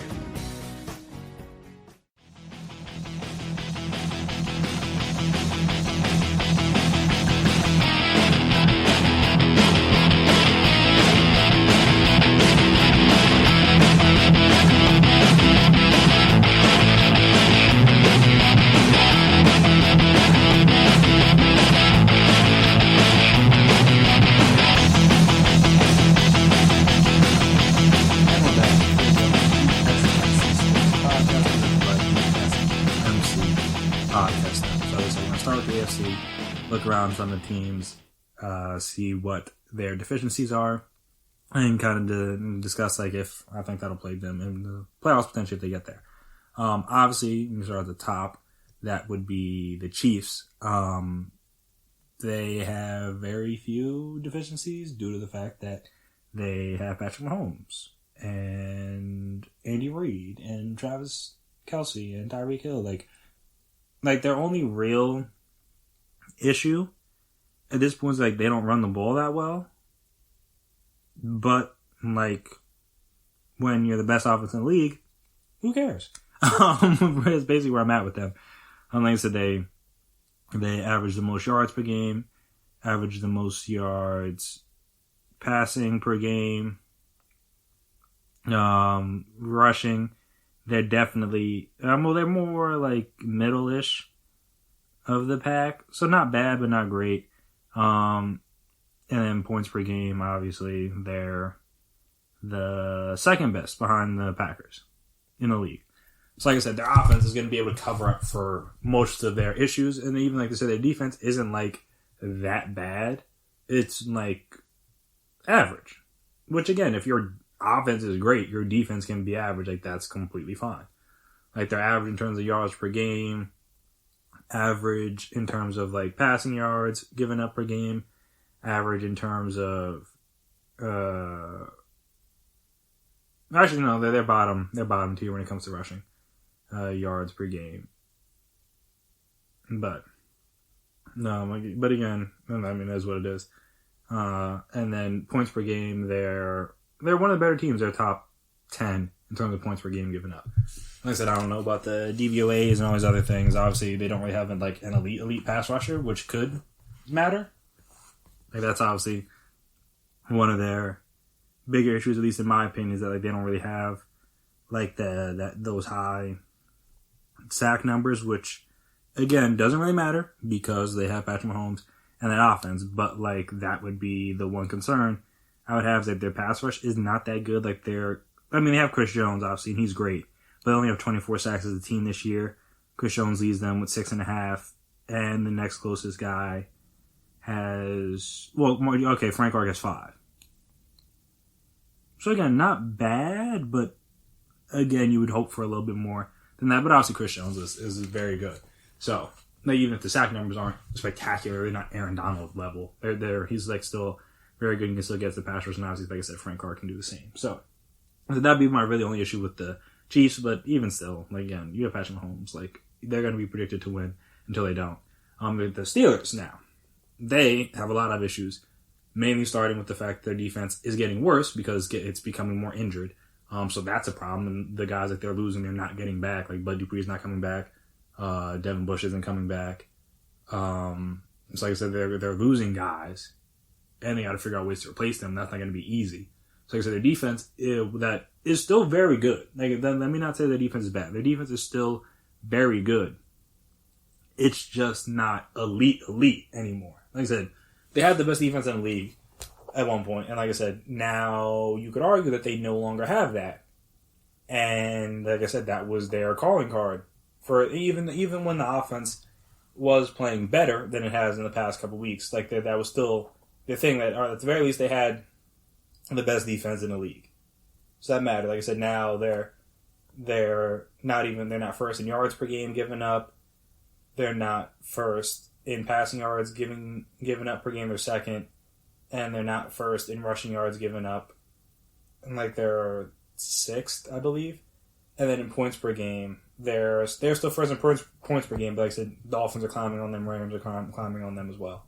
So again, we'll kind of see what happens towards the end. But like I said, their defense, while still very good, and like I said, they still get that pressure, but like some of the pressure is not going to be there anymore because, like I said, Bud Dupree's gone, another thing, they're dealing with different things. So that hurts. But like I said, so the defense got worse, and obviously the offense was never really like that great, and now it's playing poorly. Like their offense was like middle to bottom of the pack, and now it's just playing even worse. Like the passing offense is not that good. It's about average. The rushing in terms of yards per game is terrible. The second worst in the league right now. So they can't run the ball. Their passing offense is not nearly as efficient. And then points per game, like I said, they're in like the 11 to 15 range. So a little above average. So like I said, if the defense is getting worse and the offense is no longer, the offense was never really that good, and now it's getting worse because of the drops, and like they still can't run the ball. And like they said, the defense that was once head and shoulders the best in the league is now not head and shoulders best in the league anymore. And like I said, that's going to matter. Like that's going to matter going forward. Is that like can the defense stop? I mean, the defense is still probably going to be good, so like they'll be able to keep teams around 21, 24 points, somewhere around there, most likely most weeks, especially in the playoffs. But will the offense be able to keep up? Like that's going to be the big issue, because even if the defense being as good, if they're just on the field all the time because of 3-and-outs or punts or different things, so the offense can't sustain drives, then I don't care how good your defense is, eventually you're just going to get worn down. It's usually how it goes. So like I said, they got to figure out how to get more continuity and get more things going in the passing game, because as of this point right now, like I said, or as of the last couple of weeks, it's been very inefficient. And like they can never really run the ball. So like I said, now they're just not going on offense anymore. And then again, the deep passing isn't really there. Like it's a whole mess right now, the offense currently. So like I said, until they get that fixed, they're going to struggle. And like I said, now their defense is no longer good enough to completely carry them. Like it's still good, still very, very good, but it's not like good enough to carry them anymore. Like they're going to have to score some points now in order to win games, and that's probably the reason why they lost the last couple weeks. So there's that. Speaking of that, they just lost to the Bills. Their biggest thing will be, one, is their defense as good as is going to be as good as it's been the last couple weeks? Because coming in, their defense was over the first 13 games of the year, it was like, all right, it wasn't great, but obviously playing a lot better, and that's important. Because like I said, can it keep that up? Because if it can, then they might have something here. Like, if it can play the way it has played over the last few weeks, where it's, again, not elite. Like I said, you thought they were going to have a very, very good defense. They just have, and they've had, an okay to average defense for most of the year. And now, like I said, it's playing a little bit better recently. Like I said, over the last 3 weeks, they gave up 17 to Chargers, and obviously Justin Herbert had been looking sensational. Again, he still threw for 316. But only had one touchdown. And so they would give up 17 to Chargers. They gave up 24 to the Niners, which, again, you would hope it's a little less, but they were able to get some turnovers and things like that off of Nick Mullins and capitalize on that. And then this week, they held the Steelers to 15. So like I said, the defense has been playing better, it's getting healthier, they're getting guys back. And obviously they have a chance to pad those stats because they face off against 3 offenses in the Broncos, Patriots, and Dolphins to finish out the season. So like I said, their defense play that well, then that'll be a big plus. Like I said, early in the season, they were winning games in spite of their defense, not because of it. Now they're winning games in part because of their defense, which is, again, that's good for them to see. But also the big story will be, does this Josh Allen carry over into the playoffs? And like I said, they used to say about a lot of quarterbacks, it's not just a Josh Allen thing. But that'll be the big test, is does this Josh Allen carry over into the playoffs? Like, will Josh Allen be smart with the football? Will he not take too many risks? Again, he's still going to be a risk taker. That's just who he is. But he's going to take calculated risks as opposed to just chucking it up in double coverage to a fullback in overtime. I believe that's what he did. Or pitching a ball in a playoff game, like I said, in the fourth quarter, or just running back and taking a bad sack. Is he going to still make those mistakes? Or is he going to play much more prudent football and much more smart football, like he has been for most of the season? Like I said, well, that is the Josh Allen we've seen for a majority of the year going to be the one that carries over? Is going to be the one that, again, can be a little erratic, can make some head scratching decisions from time to time that lead to mistakes? Because, like I said, if you face playoff teams, you make mistakes. Most of them will be able to capitalize on it. So, like I said, that's going to be an issue. Especially against a team again, if they run into the Dolphins. Well, no, Dolphins, because of what? They're the 3 seed right now? So the Dolphins would have to be the 6, which, they could be. It's not impossible. Like I said, you run into a team like that, or a defense like the Colts, or something like that, where the defense is pretty solid, like that, and they turn the ball over. That could be an issue for the Bills. Potentially, at least. But like I said, Dolphins, their offense isn't really that good. But plus, you'll see them to end the season, so you'll know how they look. So like I said, yeah, that's gonna be an interesting thing. Is like, is Josh Allen going to be the Josh Allen from the first 2 years? Or is he going to be the Josh Allen from this year? Because if the Josh Allen from this year, then they could make some noise. They could maybe be like a sneaky AFC Championship team. But if he's going to be the Josh Allen from the first couple of years, then they could lose in the first round again. So we'll see about that. And then you look in the South. Tennessee's in the lead right now, so we'll go with them. Their issue is going to be, well, one, can they just continue to rely mainly on Derrick Henry, which make somebody stop you. So I would give the ball to Derrick Henry as much as I could at this point in time. But also, pass defense is not good. It is, in fact, bad. 4th worst in terms of yards per game given up. That's going to be a problem if they face off against a good team in the playoffs. Like a team that can actually attack them through the air. Like, that's going to be a problem. Like, that's going to be what could hurt them. Now, again, you run the ball very effectively, are able to keep drives alive, sustain drives, do things like that. Your defense don't got to be on the field that much. And that's where Derrick Henry comes in. And that's part of the reason why their defense was a little bit better last year. But again, that's why Derrick Henry was a big reason why they were able to get to the AFC Championship game last year. Like I said, now you're potentially going to have to face the Chiefs. I almost said the Chargers. The Chiefs in the first round. It's like I said, that's not going to go well with that pass defense. But again, if you do the Derrick Henry thing, you run the ball very effectively, hey, maybe it could work. But you still, like I said, if we've seen the way to beat the Dolphins, not the Dolphins, the way to beat the Chiefs is you have to put up points. They've lost one game this year, and it was to a team that scored 40, I believe. Yeah, the Raiders scored 40 in that first game. And again, they played other close games, but their closest and toughest opponents this year have been the Raiders. And that's because the Raiders could play a style of play that was similar to theirs in terms of they can put up points, they can hit deep shots, they can score quickly, things like that. Or at least they did when they played the Chiefs.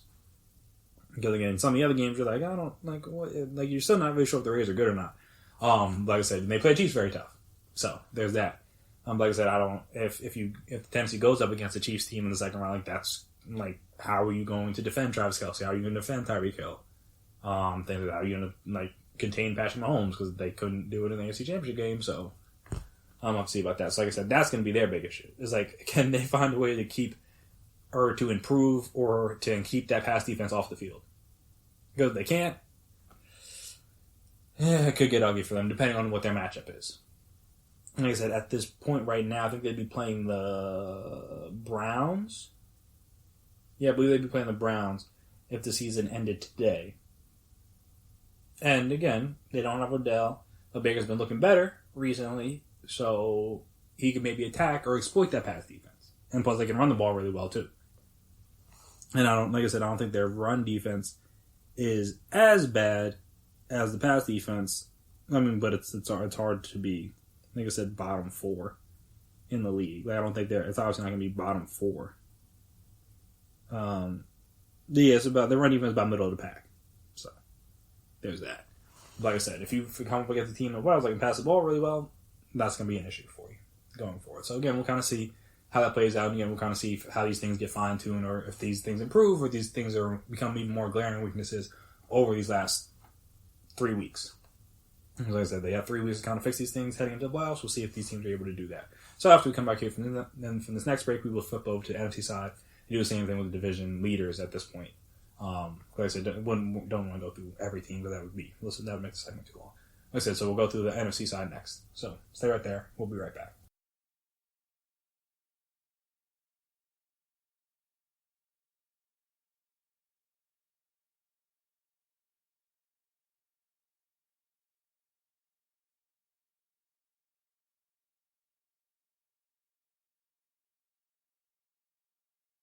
Check out the show built around the women of MMA. From the UFC, Invicta FC, Bellator, and One Championship. We got the fights covered. It's the Golden State Media Concepts Women's MMA Podcast. The latest news of upcoming fights, discussions of previous matches. Join us as we talk to and about the biggest names in women's mixed martial arts. Past, present, and future. When it's the women's fight game, you know where to listen to. The Golden State Media Concepts Women's MMA Podcast.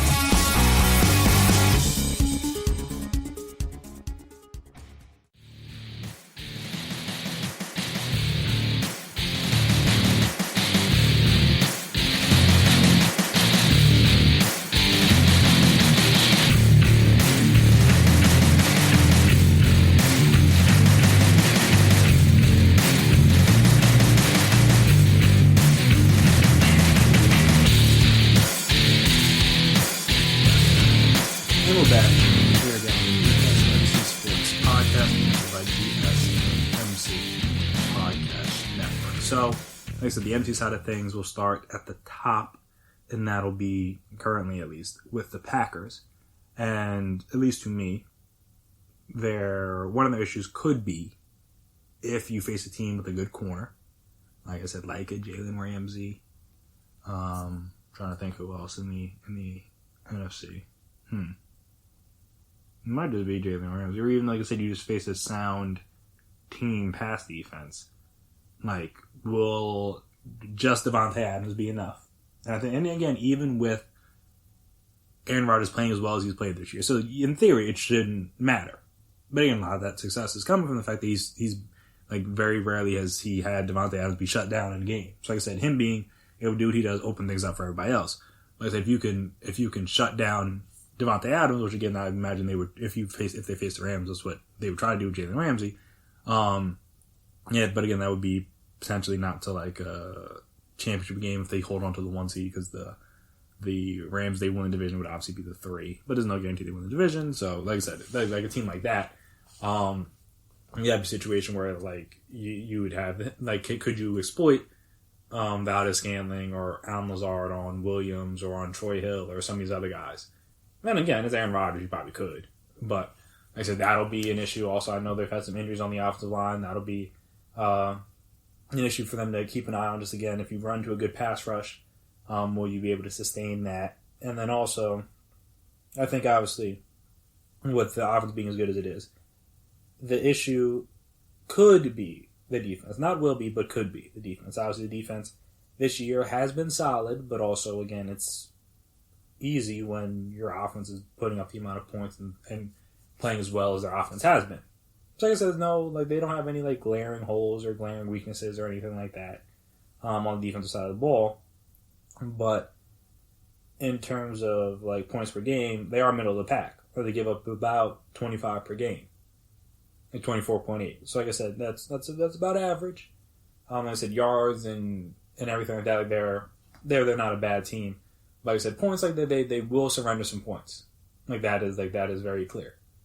Now, has it mattered? No. You know why it hasn't mattered? Because they scored 31.5 points. So even if they give up those 25, they're still winning by 6. Like, all right, like, not that big of a deal. But like I said, if the offense only scores like 24, which again hasn't happened that often, then like I said, that could be an issue, at least in terms of the points. So again, that's something we'll have to keep an eye out for. But like I said, the Packers don't have that many holes at this current time again. But if there's a side of the bar I'm worried about, it's obviously the defense, because Aaron Rodgers, and Devontae Adams. So there's that. You look at the Saints, their issue would be Drew Brees' health. At least in my opinion. Their issue is going to be Drew Brees' health. So the defense has played relatively well again. They got caught out there this week by Jalen Hurts, even though they were the first team to face the Eagles' Jalen Hurts offense. So again, it's new. It was a little bit different than what you would have seen had Carson Wentz been out there. They tried some different things, doing some different things. Again, they got the ball, ran all over them. Though a lot of it from Jalen Hurts was from scrambles, which again maybe obviously you prepare for, but you maybe would have schemed up for it a little bit differently, or tried to contain him a little bit better if you knew how he was going to run and things like that. And because, again, the passing, the Eagles didn't really do a whole lot through the air. But also, again, the Miles Sanders ran for 100 yards, but a lot of that was because of that 82-yard touchdown run. So, like I said, you take out that, the numbers look a lot better defensively. But again, you can't take that out because it happened. So, like I said, the defense has been very good. Well, again, assuming they just don't fall off a cliff, like they should be fine on that side of the ball. But my concern would be like again Drew Brees, because like I said, he's not healthy currently, and with ribs, like I said, that's not a thing that just like once it's healed up, like you'll be fine. Like you never know, like that could be something that could linger. That could be something that could be easily re-injured because it's not he's not going to get hit again the rest of the season. So it's something to be mindful of going forward. And as we've seen, all right, you could win games with Taysom Hill if you play the Falcons or a team without a quarterback, technically. But, like, if you need to throw your way to victory, I don't know if Taysom Hill's that guy. Now, again, maybe James could do it, but I don't think he's going to get in. Like I said, it's evident, and we'll see if Taysom Hill has to play this week against the Chiefs. Like, you're going to see what happens when you have to put up some points. But though, maybe some people will call his best game of the year. We don't know. I mean, that's the beauty of football. It's a week-to-week league. Like I said, if Drew Brees isn't healthy, and then like you can't go to Taysom Hill and expect to win 3 playoff games. Like that's just not going to happen. You might not even be expect Taysom Hill to win 1 playoff game, let alone 3. So like I said, Drew Brees' health will be very important and very vital to the success of the Saints. I mean, but that's obvious. And also, if he is in fact healthy and stays healthy, how does that arm hold up? Because like I said, we know that the arm strength isn't what it once was. It was never really like otherworldly, but it's not what it once was. And will it be, like I said, if they don't get the 1 seed back and you got to go to Lambeau in January in the cold, will they be able to, or will Drew Brees be able to deal with that? Because again, not everybody's built for that cold weather. And obviously not to say that Drew Brees has played no cold weather games, because he has, but I don't think he's never played in Lambeau in January. Like I said, and his arm strength was dwindling as it was. So again, that'd be something to pay attention to. Like, how will he be able to handle that? So again, the Drew Brees, both his health and his arm strength, those would be my 2 concerns. Assuming again the defense doesn't completely fall apart. Like I said, if they have to play games without Drew Brees in the playoffs, like that's not going to go well for the Saints. You go to the Rams. Like I said, we go to NFC West. Go to the Rams. Similar thing. The quarterback is the issue that I'd be most concerned with. Though it's not due to injury, it's just due to inconsistency. Like I said, Jared Goff, overall, for the season, has not been, like, god-awful. Like, he hasn't been, like, absolutely, positively terrible. He just hasn't been, like, that good. Like, he's thrown for, like, 3,500 yards, 68% completion percentage, which is good. He has 18 touchdowns with 11 interceptions. Like, that's touchdown-interception ratio is kind of like an 83 passer rating, which is it's not bad. He's only been sacked 17 times, which isn't that bad. He's got a couple fumbles as well. So, like I said, that's going to be the big issue. Is like, can you scheme up an offense that will allow Jared Goff not to kill you? That's basically what you're going to have to do. Like, I'm not going to say you have to go to the the Jimmy G offense, where they basically said just don't have him throw the ball. Like, I don't think they would do that with Jared Goff. Like, he's better than Jimmy G in my opinion, at least. Not that big of a guy, but I think he's at least better than Jimmy G. But with that being said, like, do you try to run or do you run the Jimmy G offense where, like I said, you just hand the ball to Cam Akers and Henderson and those guys as much as you can, and then just if you do have him throw the ball, just have him make short, easy reads and throws off play action, to where he doesn't have to really try to win the game with his arm. Like I said, if you do that, then you might could do something. But again, also, I don't think, well, again, that's the other aspect of it, is like, can that running game be what it has been, or can Cam Akers be what he has been the last couple of weeks? Because if he does that, then again, that opens up everything on the offense. Because, like I said, the Rams were operating at their best when Todd Gurley was great. Now, again, they went to Super Bowl when he kind of fell off because he wasn't good the second half of that 2018 year. But what was it, CJ Anderson? Like, he filled in fine, so it didn't really matter. Like I said, that's when the Rams were at their peak, when they had a really, really strong running game. They didn't have it as much last year, and then this year, to start, they didn't really have it, but now it's getting better with Cam Akers in there. So if they can continue that, then again, they can allow you to take some of the pressure off Jared Goff and not have to force him to win you the games all the time. Not that he's incapable of doing it, because he has played well before in this league, both in the regular season and in the playoffs. But, like I said, I don't think you want to count on Jared Goff winning you games. But then again, I wouldn't have thought you would have wanted to count on Nick Foles winning you games, and he did that. So like I said, that's the beauty and the curse of NFL postseason play, is that you basically just need to be good for like 2 or 3 games, and you could play in and win a Super Bowl. Like a month. Like you basically need a month of good play from your quarterback games. Look at the Falcons and not the Falcons, the Ravens and Joe Flacco. Like Joe Flacco for most of his career was like average at best, and then he was really good that postseason. And then boom, they won a Super Bowl. And he got paid, and then obviously it didn't work out.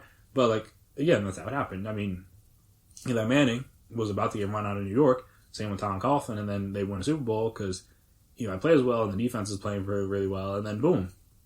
Now he's a Giant for life. So, like I said, you basically just need your quarterback and your team to play well for a couple games. Like that's it. Not asking you for a lot. We're asking for a month of good play. If you can go on a 3 to 4 game win streak, you win a Super Bowl.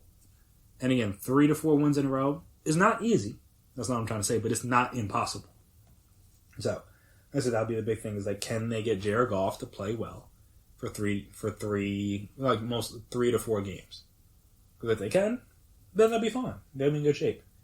If they can't, and like I said, Jared Goff has one of his games where he throws like 2 interceptions, has a fumble loss, something like that, then you might lose. And like I said, that's what you try. That's what I imagine they're trying to avoid, if at all possible. So like I said, Jared Goff and his inconsistencies would be the concern if I'm a Rams fan heading into the playoffs. Which again, that's probably was going to be before the season. That's what it was in the middle of the season. That's what it's going to be once the postseason hits. Like, you're worried about if you get good Jared Goff or bad Jared Goff. Because if you get good Jared Goff, then you'll be all right. Especially if they can run the ball. If you get bad Jared Goff, then you never know. And then, like I said, looking at the NFC East at this point, like I said last week, I believe the team to beat and the team that will come out of this division is Washington. Though again, we'll see what kind of happens with the Jalen Hurts situation. That could, if they win their next 2, which isn't impossible. Like I said, they can beat the Saints and they can beat the Cardinals, and if they can beat the Saints and the Cardinals, they can beat the Cowboys. Like, that seems pretty simple. And then again, you got to face Washington at the end of the season for the division. I think. No, wait, hold on. No, because assuming Washington doesn't win their next 2. Because of the whole tie situation. Like, the Eagles win out, they will be 8-1. And as long as Washington loses one of their next 2 games, the best that they could be, if, like I said, assuming the Eagles went out at 7-9, so the Eagles will sneak into the playoffs. Now, I'm not really sure if it's worth it, but hey, they're going to at least try to win the game. But again, they got to beat the Cardinals first. If they lose the Cardinals, assuming Washington doesn't also lose, then it's probably all but over when it comes to division. And actually, let me check to see who Washington plays this weekend. Washington they play the Seahawks. So that's a losable game. In theory, at least. But again, Seahawks. Depends on if they show up or not. Because like I said, they showed up against the Jets, smoked them, but then they didn't really take the Giants seriously they should have. So like maybe they'll take Washington more seriously. We'll see how it all goes down. And also, again, what happens at the quarterback position there. Like I said, like I was about to say, that will be the issue for Washington if they get into the playoffs. Because their defense is starting to show up big time. It's been good all year, but it's definitely starting to show up now. The pass rush, their young defensive line, the combination of Chase Young and Montez Sweat and Deron Payne and Jonathan Allen and all those guys is looking very, very good right now. But again, they are all for former first-round picks. That's not that surprising. Like I said, they're looking good. Like, the pass defense has been very good this year. Like, the defense in general this year has been very good. So that's not what the side of the ball you're worried about. What you're worried about is that offense. And obviously the offense has been much better with Al Smith in there. Like, that's definitely clear. But for the year, the offense is very poor. And like I said, that's your biggest concern. Is that offense going to be improved, especially if like Gibson, we'll see what happens with his toe situation. Like, if he's healthy for the playoffs. Because even like I said, even the last couple weeks where they've won, they've only scored 23 points. Obviously, they put up a big 41 spot on the Cowboys, but it is the Cowboys. But even against the Bengals when they played them, man, I think it was a game Joe Burrow got hurt. They only scored 20 points against the Bengals. Like, that's not that good. Like, they've scored over 30 once, I believe. Yeah, the only game they scored over 30 was against the Cowboys. So, again, their offense is not that prolific. And that's going to be an issue. Like I said, it's been better without Smith. So, that is good. But is it good enough? That'll be the test. Is it good enough? Especially, like I said, if Alex Smith is hobbled at all, because obviously with the calf strain, we'll see what kind of happens there. And if, like, again, it's just he's able to get it back healthy, or it's a recurring thing, like, that'll be important. Because if you have Dwayne Haskins in there and he's starting in the playoffs, like, again, unless they're going to score two defensive touchdowns again, like they did this week, you're going to score 9 points, because that's what the offense put up, was 9 points. So, like I said, that's going to be a problem going forward. And again, because you're not going to play Nick Mullins in the playoffs. You're going to face legitimate NFL caliber quarterbacks, though. Again, their defense is legit. So, like I said, is Alex Smith going to be healthy? And is Antonio Gibson going to be healthy? Like, Antonio Gibson, outside Terry McLaurin, and Logan Thomas, who's actually been coming on pretty strong recently. He's their best offensive weapon. If he's out there, okay. Peyton Barber and J.D. McKissick are good backup running backs, but if they're splitting time as a starter, it's not impossible to win like that, but it's not because they did it when Gibson went down early in the game. Like, that's not what you want. That's not what you, if you were playing as a year, you're not going to be like, yeah, we got J.D. McKissick and Peyton Barber, like, we're good. Like, no offense to them, because again, they are solid pieces, they're solid parts of a running back committee, but they should not be the guys, in my opinion. So, like I said, that would be the big issue for me with Washington is that offense good enough to win games in the playoffs? Like, clearly their defense is. And again, if they are getting turnovers and scoring points off those turnovers, then the offense can do whatever it wants. Again, you got to do enough. Like I said, that'll be the big test, because the offense has been poor all season, one of the worst in the league. And if that doesn't change and tighten up, then they're going to lose in the first round to most likely the Seahawks, which again will be a good test, because they will be playing the Seahawks at home this weekend. So that'll be a good test to see, like, hey, where are we at? Where are we at right now? This is potentially a team you could face in the coming weeks. It's between them or the Rams, obviously, whichever team doesn't win the NFC West. Maybe even like a Bucs team, potentially. But like I said, that's going to be a little bit tougher at this point in time for them to catch teams like the Rams, and the Seahawks, because they're down at 8-5. Both those teams are at 9-4, and the Rams beat the Bucs, if I remember correctly. Yeah, I think they did. So like I said, they'd have to get a couple games ahead of them for that to happen. Or again, maybe you get the Cardinals get hot, maybe you face them. Who knows? But like I said, the offense is really going to be what holds them back. In theory, like I said, if Alex Smith is playing and they get things get Antonio Gibson's back, maybe the offense looks different. But like I said, if it's playing at a similar level as it has for most of the season, though most of that wasn't Alex Smith, but most of the season, no, it's not really going to go that well for Washington in the playoffs. But again, you got to play the games. You got to play the games. You got to see how it all plays out. Like I said, I'm just pointing out what I would be worried about if I were these teams' fans heading, because obviously as a coach, you can't really be like, oh, our offense stinks, or like we're screwed. Like, no, you know that their team isn't good, but you want to, again, hey, like, how can we scheme guys open? How can we devise creative enough game plans to be able to manufacture some points, things like that. Like, they can't think the same way I'm thinking. Or like I said, vice versa on the defense side. Like, again, these are just some of my opinions on some of the playoff teams, at least the division leaders at this moment, and what I think their deficiencies are heading to the playoffs. And again, can they tighten those things up heading to the playoffs? Or will those deficiencies rear their ugly head over the last 3 games and into the playoffs as we go from there? And that'll be the interesting thing to pay attention to over the next few weeks.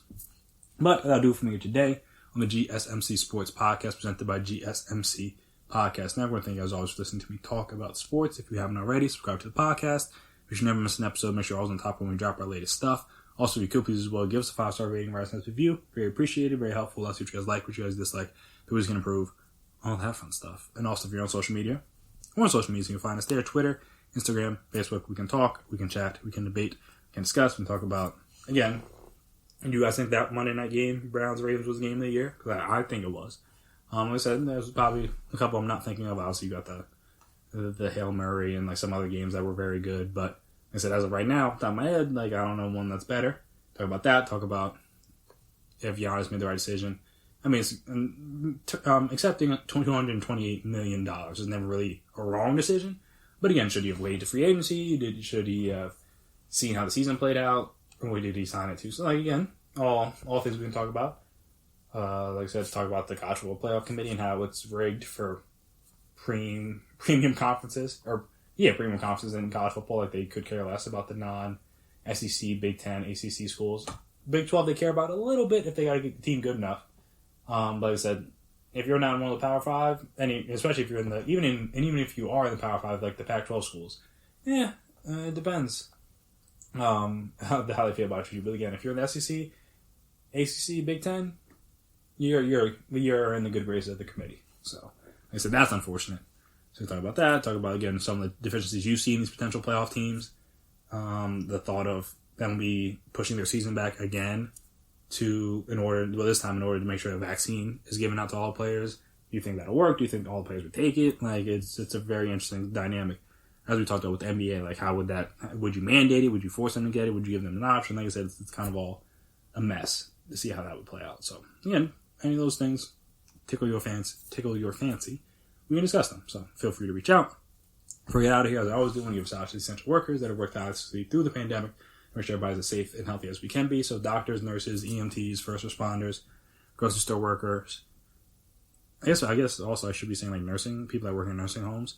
I don't know. I don't think I have been saying that, but I don't think I'll throw them in. People working in nursing homes.